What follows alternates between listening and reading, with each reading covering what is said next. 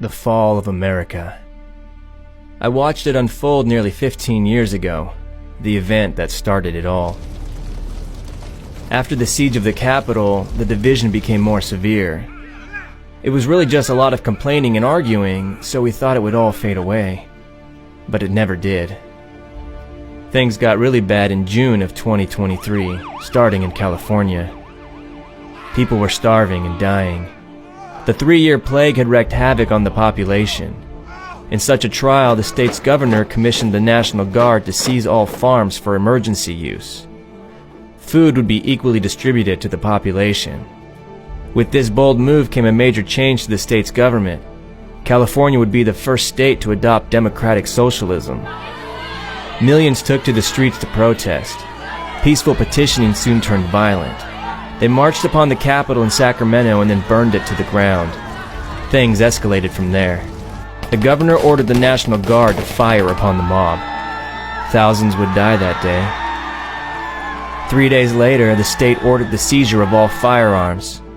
To resist would be certain death. Millions would flee that year as refugees, myself included. Fearing similar rebellion, New York, Illinois, and Washington State immediately ordered the seizure of all firearms. Fearing death by firing squad, hundreds of thousands would flee to other states. In December of 2024, the president was given emergency powers to reform the government. The judicial branch was purged from existence, and the executive and legislative branches became one. The Reformed Republic of the United States, or RUSA, would next order the national seizure of all firearms. They would promise a redistribution of wealth and sustenance to all who were impoverished along with that order. That was the day Texas seceded from the Union. They would close all borders. Oklahoma, Arkansas, and Louisiana would join to become the Union of Texas. Over the next 2 years, Utah and New Mexico would also assimilate into the Union. And this is when things got really bad. Fearing the loss of Colorado, a key state between Utah and Texas mainland, RUSA would send 10,000 troops to Denver. They were met with force by the Texas Army. A bloody battle ensued and thousands lost their lives. Both sides refused to relent and thousands more were sent to their graves. With the eyes of the world watching the new civil war, other states fell into chaos. There were mobs and murders and skirmishes. Brothers fought against brothers and parents against children. We walked from Palm Springs to Las Vegas that year. When we got there, the city was in chaos. I watched Vegas burn to the ground. We again became refugees as lawlessness spread.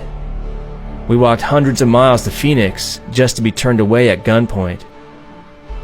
We thought to head east to El Paso, but learned that any who came from California would be shot on sight. So we made our way to Salt Lake City. War had not yet reached this part of the Union, and we enjoyed peace for a year. But that was soon taken away when China reached the shores of California. 250,000 troops marched upon the Golden Coast. California was lost, and then Oregon and Washington shortly thereafter. The force was so overwhelming that RUSA made a treaty with China and surrendered those states to the invaders. The next wave of events happened in Europe. Russia made its way down into Poland, Germany, and France.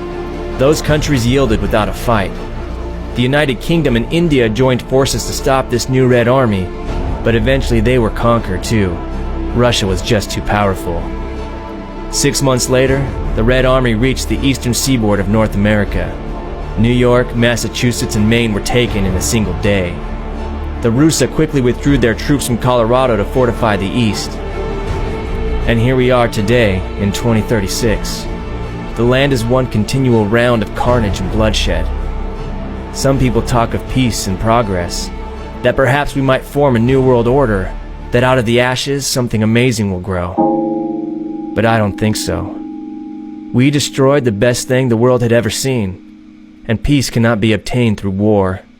Unity cannot come through division, and war and division are all we have.